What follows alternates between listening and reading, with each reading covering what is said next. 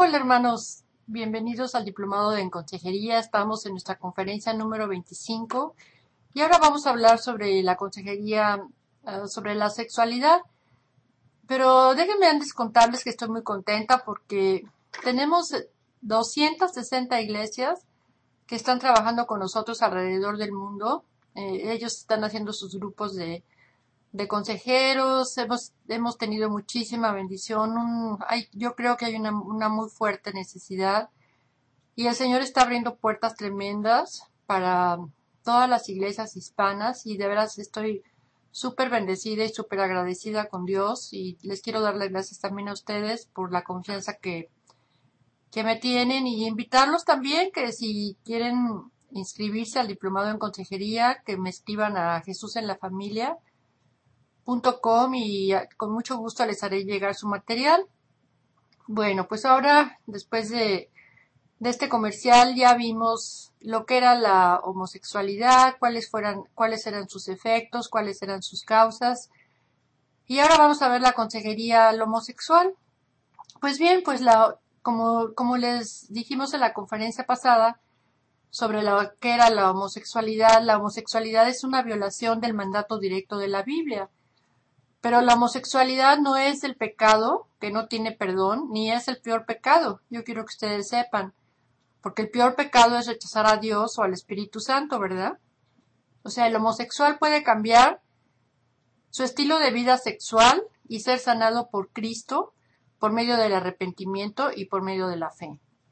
Pablo, en 1 Corintios 6, del 9 al 10, enumera la homosexualidad entre los pecados de las personas pecaminosas que no heredarían el reino de Dios, y dijo, y eso erais algunos de vosotros, pero ya habéis sido lavados, ya habéis sido santificados, y ya habéis sido justificados, en el nombre de Jesús. Nosotros como consejeros cristianos nos estamos enfrentando a un doble desafío, porque por un lado le tenemos que hacer frente al homosexual, y por otro al homosexualismo. O sea, es el mismo equilibrio prescrito en Primera de Juan, que tenemos que equilibrar la verdad, o sea, equilibrar la palabra de Dios, que está condenando claramente que la homosexualidad es un pecado. Pero también tenemos que ver el amor, o sea, el amor al individuo, que es una criatura valiosa para Dios, que necesita y es apto para recibir el perdón y la regeneración o la restauración por medio y solamente de Cristo. O sea, es importante que la actitud de nosotros deba de ser de mucho amor, de mucho afecto, de mucha comprensión. No deberemos mostrar ninguna condenación o juicio, ya que vamos a estar hablando con una persona que quizás esté muy sola, que se sienta muy culpable, que esté muy rechazada por la sociedad, por su familia, por sus amigos y también hasta por la iglesia, ¿por qué no? Porque para algunos la homosexualidad es una reacción. Fíjense, el ser homosexual es una reacción de quizá un abuso sexual que tuvieron de niños, o quizá un efecto al rechazo o al abandono que tuvieron en su niñez o en su adolescencia. Realmente, cuando nos enfrentamos con estas personas, no sabemos qué hay atrás de ellas. Hay tanto dolor, tanta soledad, tanto rechazo que han recibido en su vida. Y entonces los tenemos que ver como los vería el Señor Jesús. ¿Cómo los vería Jesús? Los vería con ojos de amor, los vería con ojos de misericordia, los vería con ojos de compasión por él y por ella. Entonces estas personas lo primero que necesitan es tener nuestro amor, nuestra aceptación, o sea, a su persona, no a su pecado. Nosotros tenemos que ver el pecado aparte de lo que el ser humano es. O sea, de esta manera entonces va a ser mucho más fácil que ellos hagan frente a su pecado y que se arrepientan.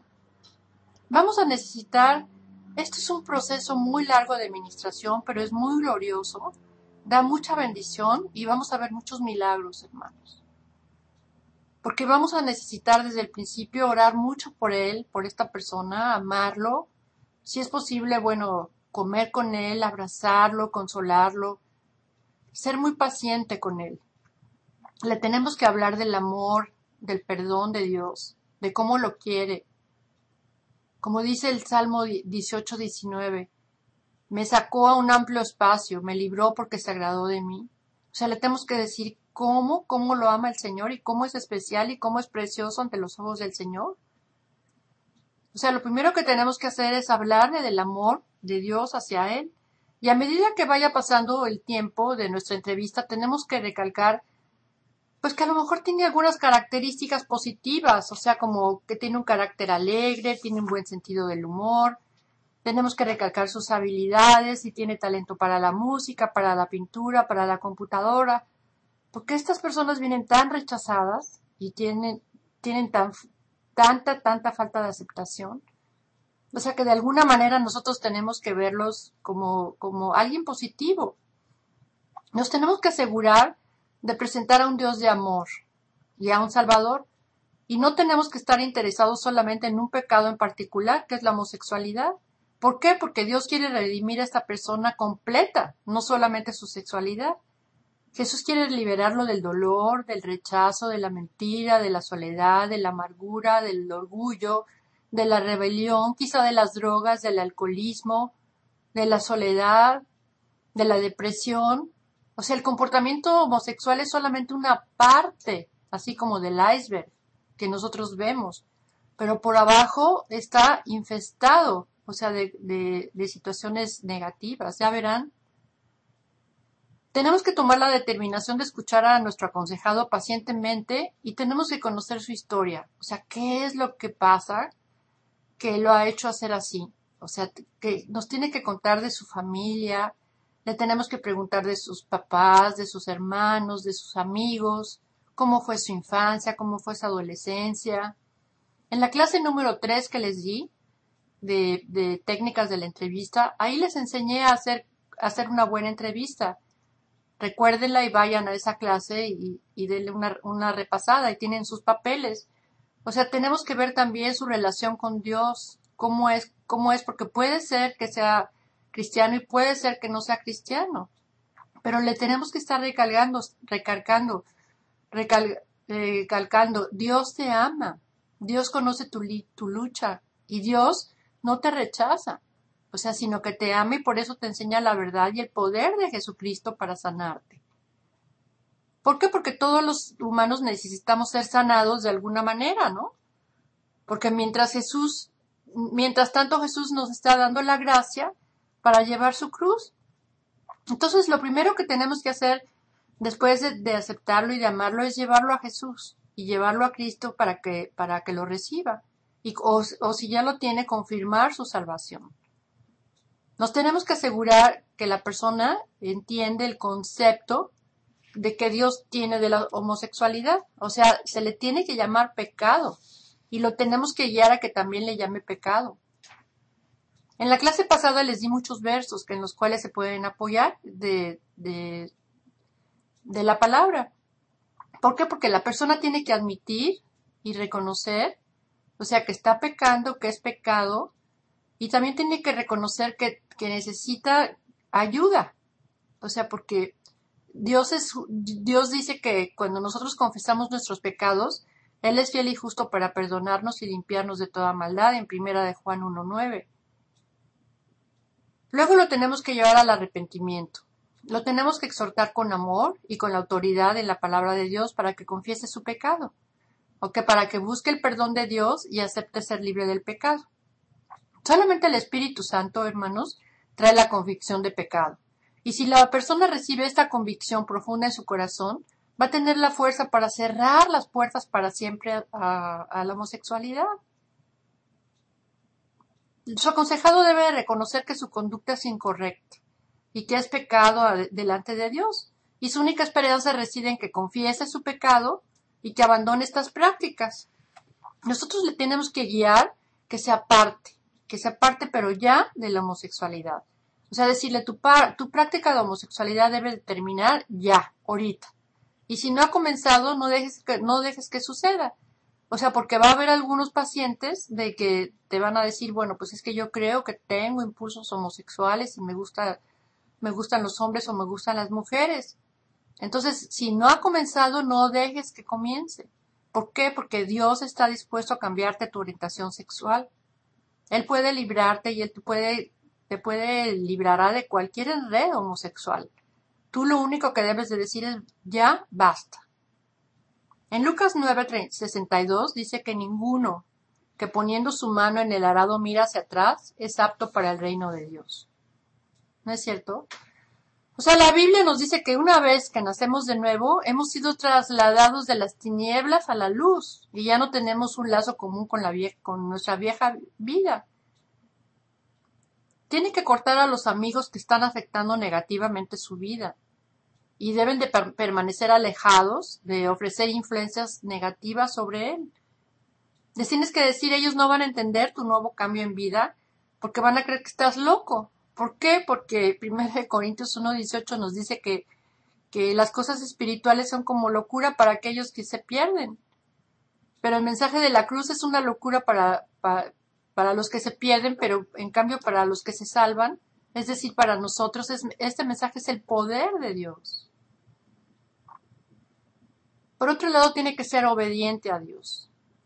¿Por qué? Porque la obediencia lo va a proteger de males peores, o sea, como el SIDA, como las enfermedades venéreas. Y la obediencia coloca al individuo en una posición donde puede empezar a recibir su sanidad, solamente así. A mí me gusta mucho darles un ejemplo del Antiguo Testamento de las 6 ciudades de refugio, que está en Números 35, del 6 al 34. También hay otro en Josué, y me encanta el ejemplo de las 6 ciudades de refugio, en donde cualquiera que hubiera pecado y se escondía en las ciudades de refugio, podía buscar protección. O sea, el vengador de la sangre derramada no podía tocar al asesino mientras estuviera protegido en la ciudad de refugio. Entonces la obediencia nos está poniendo en la ciudad de refugio de Dios. Y si estamos obedeciendo al Señor, estaremos siempre en la mejor posición para vencer al enemigo, porque está el Señor protegiéndonos con un paraguas y con su bendición y su cobertura. Pero por otro lado, si salimos del refugio, o sea, de la obediencia, estamos proveyendo para los deseos de la carne, ¿no? O sea, como dice Romanos 13:14, que nos tenemos que vestir del Señor Jesucristo y no proveyáis para los deseos de la carne. Lo tenemos que exhortar a salir de la tentación. O sea, y le tenemos que enseñar a cómo salir de la tentación. Le tenemos que animar para que rompa con sus asociaciones del pasado, con otros amigos homosexuales, a evitar la compañía de alguien que lo atraiga, a evitar situaciones sexuales que lo expongan a excitación sexual. Y la persona les debe de decir a sus amigos por qué está rompiendo con ellos. O sea, que les explique que debe de liberarse de sus influencias del pasado. Y explicarle que la tentación no es pecado, porque todos somos tentados de una manera u otra. Ni tampoco es evidencia de su debilidad tampoco, o que no está libre. ¿Por qué? Porque Satanás le vas a recuerda y recuerda y recuerda tu pasado. Pero cuando Satanás te recuerde tu pasado, tú recuérdale su futuro, que va a ser en el lago de fuego. Satanás no te tiene que estar recordando tu pasado, porque Dios ya te ha perdonado y porque Dios ya lo olvidó. Pero Satanás no te puede obligar a pecar, pero él está dispuesto a atormentarte, a oprimirte con miedo, con dudas, con tentación, y te va a poner todo así como en charola de plata, porque él no quiere que tú seas libre. Él quiere convencerte de que tú no puedes vencer, que no podrás vencer y que no cederás al pecado tarde o temprano. Satanás lo que quiere es separarte de Dios por medio del pecado y derrotarte con desesperación, pero esto no te tiene que suceder a ti. La palabra de Dios nos dice que la tentación es común a todos nosotros, hermano. Y tú no te debes de sentir sorprendido ni desanimado cuando eres tentado o probado. Porque hasta el mismo Jesús, ¿no es cierto? Fue tentado en todo como nosotros, pero él nunca cedió. ¿Y cómo combatió la tentación? Con la palabra. Entonces, cuando los pensamientos pecaminosos se despiertan, tú como cristiano tienes la opción de darles muerte, o sea, de acabarlos ya. Y solamente en Cristo tú tienes el maravilloso poder de escoger y decirle no. a la tentación y a todo impulso pecaminoso. Sí, tu carne se puede ser excitada fácilmente y tal vez no desee ceder a los placeres temporales del pecado, pero tú no tienes que dejarte llevar por esos impulsos. O sea, tú puedes hacer que estos impulsos se mueran no cediendo a ellos.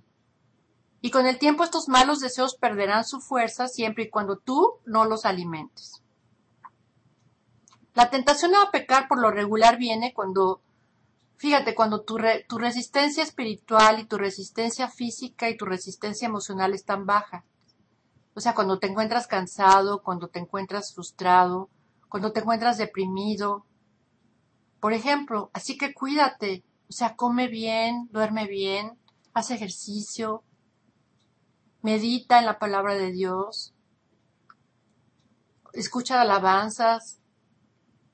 Por eso la oración diaria es tan importante, porque la lectura de la Biblia y la comunión con otros cristianos también es importantísima, son vitales para tu salud espiritual.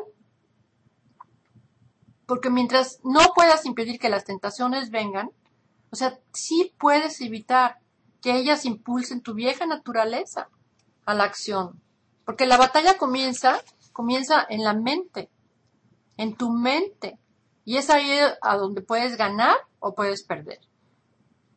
Pero esto es una batalla que se puede ganar, yo te lo garantizo. Porque la Biblia lo dice que somos más que vencedores. Obviamente que el vencer y el conquistar está implicando una lucha, claro, pero Dios está a tu favor. Y Él aún más que nosotros mismos, Él desea que tú triunfes. O sea, entonces por lo tanto no permitas que Satanás te atormente con miedos, con dudas, con tentaciones, porque la batalla en la que te encuentras es una batalla espiritual.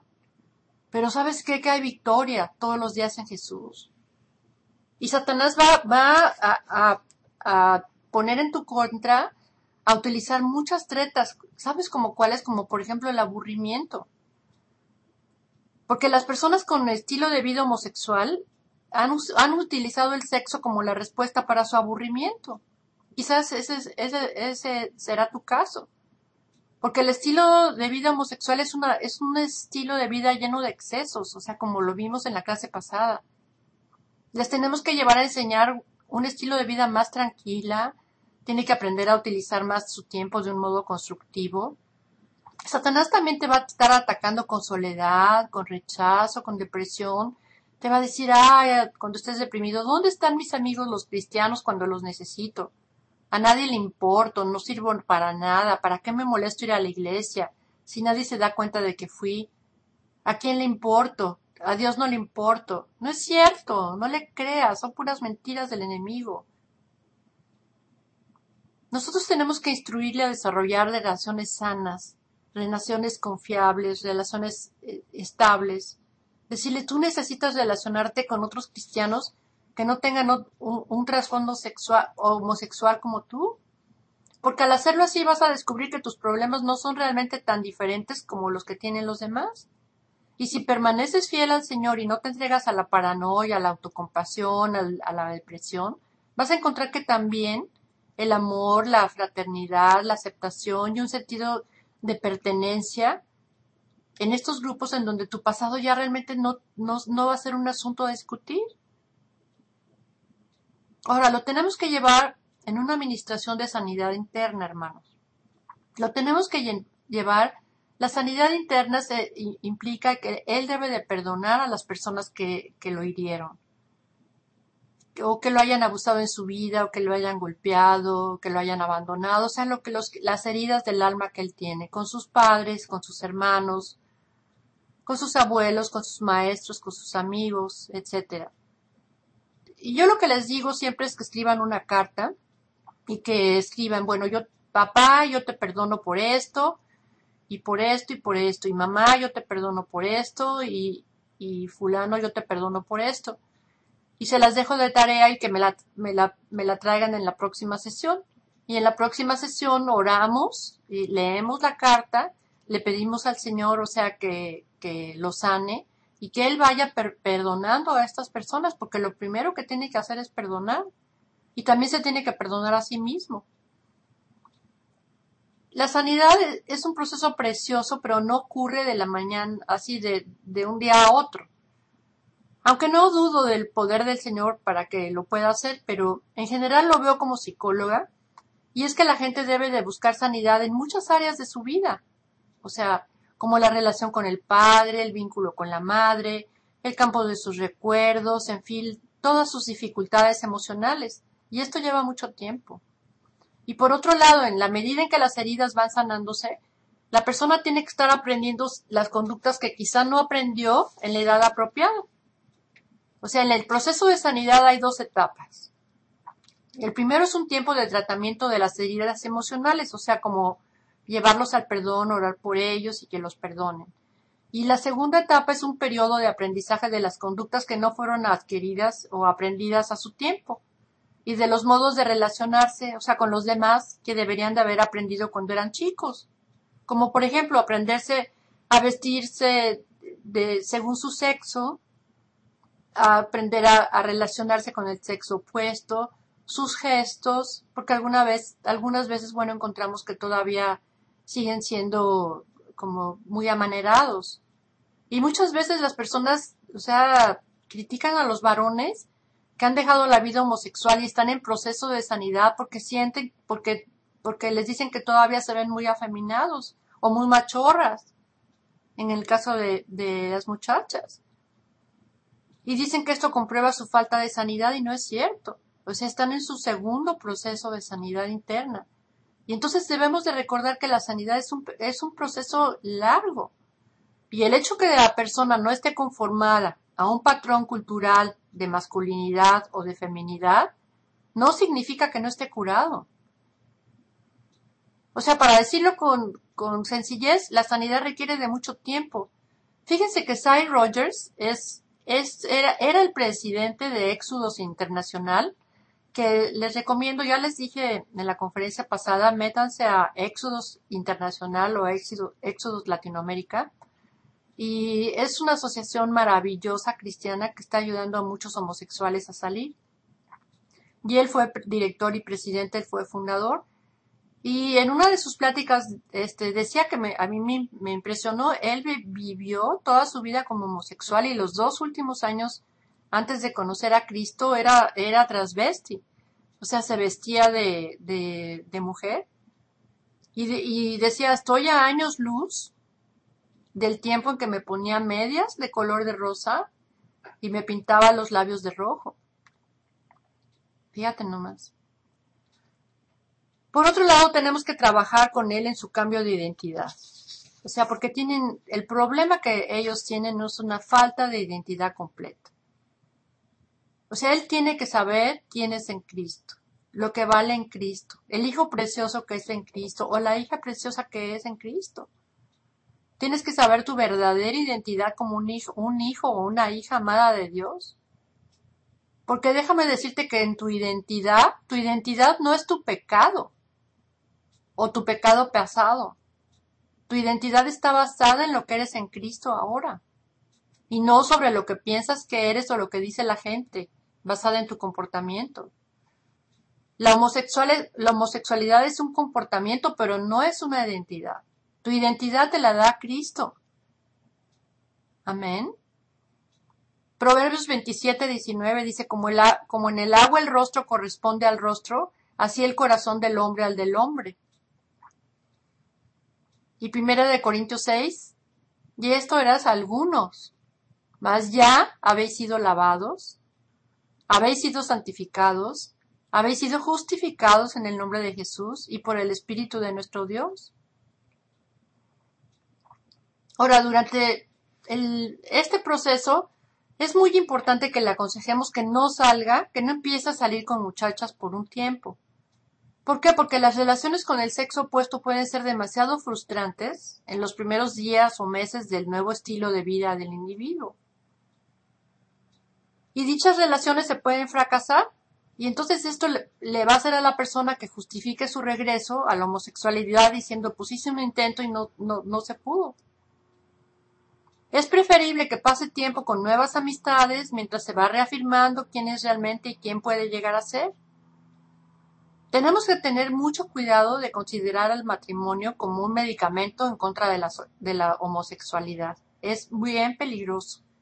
El matrimonio jamás cura la homosexualidad. Yo conozco muchas mujeres que se han sentido responsables del fracaso de su matrimonio porque el marido las dejó por otro hombre.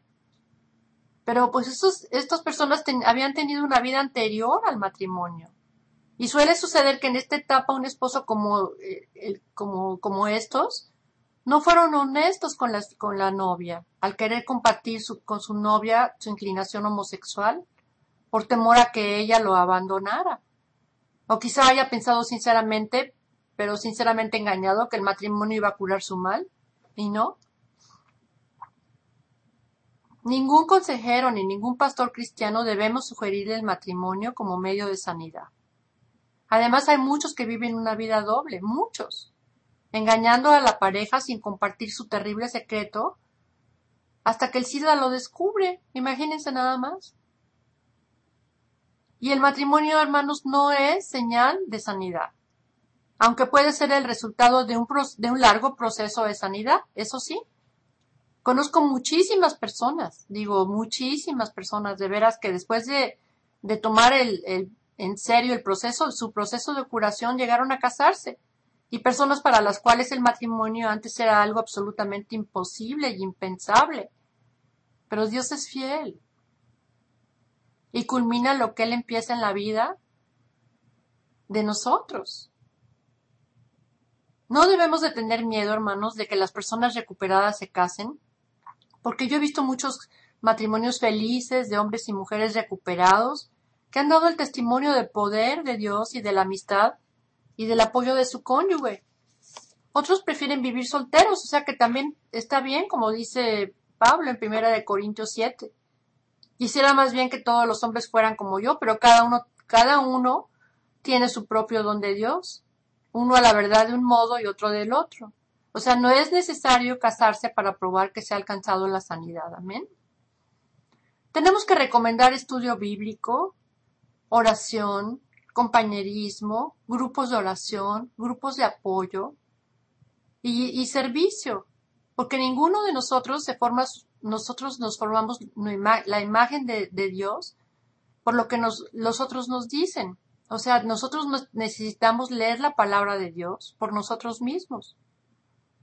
Porque la palabra es viva, es eficaz, es más cortante que toda espada de 2 filos que penetra hasta partir el alma, el espíritu y los huesos, y discierne los pensamientos y las intenciones del corazón. Hebreos 4:12. Y la palabra tiene la habilidad de cambiar nuestras vidas como ninguna u otro, nada puede hacerlo. Y yo te garantizo que te vas a convertir en una nueva creación. La oración es muy importante, es estar hablando con tu Padre todos los días. Debes orar por ti mismo y por otros. Y ciertamente que si te metes a un grupo de oración, es una cosa impresionante de intercesión cuando están orando por ti. Es precioso. Yo espero de veras, hermanos, que esta clase sea un modelo de esperanza. A todo al que tenga en su vida tocada, directa o indirectamente, por la homosexualidad. Es mi convicción y mi compromiso que los homosexuales sí pueden cambiar. ¿Por qué? Porque para Dios no hay nada imposible. A pesar de todos los mitos que oímos, de la nueva era, de toda la locura del mundo, que los homosexuales no pueden cambiar, hemos visto la prueba bíblica que los homosexuales sí pueden cambiar. Esto no es verdad a la luz de las Escrituras. O sea, hay ahora muchos cristianos en América, en Europa, en todo el mundo, que han sido libertados de la homosexualidad por el poder de Dios y por la sangre de Jesucristo. Y este número de cristianos sigue creciendo. Y varios ex homosexuales se han casado, tienen familia, no como una prueba, o sea, de su libertad de la homosexualidad, sino como una evidencia de sus nuevas vidas como seguidores a Cristo. Y están ayudando a otros homosexuales a salir de esto. Claro que no fue nada fácil para ellos salir de esta vida y renunciar a la vida, a la única vida que habían conocido. Cada uno tuvo que estar enfrentando luchas, batallas, rechazo, tentación, pero no se dieron. Y jamás dudaron de la habilidad de Dios para transformar sus vidas. Porque ellos estaban determinados, estaban comprometidos a continuar su relación con Dios, sabiendo que Él les iba a ayudar a enfrentarse a un nuevo futuro. Y tomando como base y creyendo que de modo que el que está en Cristo, nueva criatura es. Las cosas viejas pasaron, la homosexualidad ya pasó y todas son hechas nuevas. Amén. La Biblia dice que si conocemos la verdad, entonces la verdad nos hará libres. ¿Y sabes qué? Jesús es la verdad. Y a Él le gustaría que tú compartieras tu vida con Él. Porque tú también puedes ser librado con el poder de Jesucristo. Dice el Señor, porque ustedes antes eran oscuridad, pero ahora son hijos de luz. Vivan como hijos de luz. Padre, yo te pido, Señor, en el nombre de Jesús, Padre, Señor, que te les des conocimiento, Señor, de tu palabra, Señor. A todos estos líderes, Señor, consejeros y pastores, Señor, que están oyendo y que están viendo este video, Señor, para aconsejar a todas estas personas, Señor, que están heridas y que están atormentadas por la homosexualidad, Padre. En el nombre de Jesús, Señor, tú dales todas las armas, Señor, el conocimiento, Señor, y la sabiduría, el amor, Señor, y la misericordia para que ellos los puedan sacar adelante, Padre. Y si tú me estás viendo por Google o por Facebook, y es la primera vez que estás oyendo esta conferencia, yo te quiero decir que Dios te ama. Y te pido, Padre, Señor, que tú estés con Él, Señor, y que le digas que no estás solo, Señor, y que Él puede sanar, Señor. Porque para ti no hay nada imposible, Padre. Te pedimos todo esto en el precioso nombre de Jesús, Señor. Amén. Gracias, hermanos.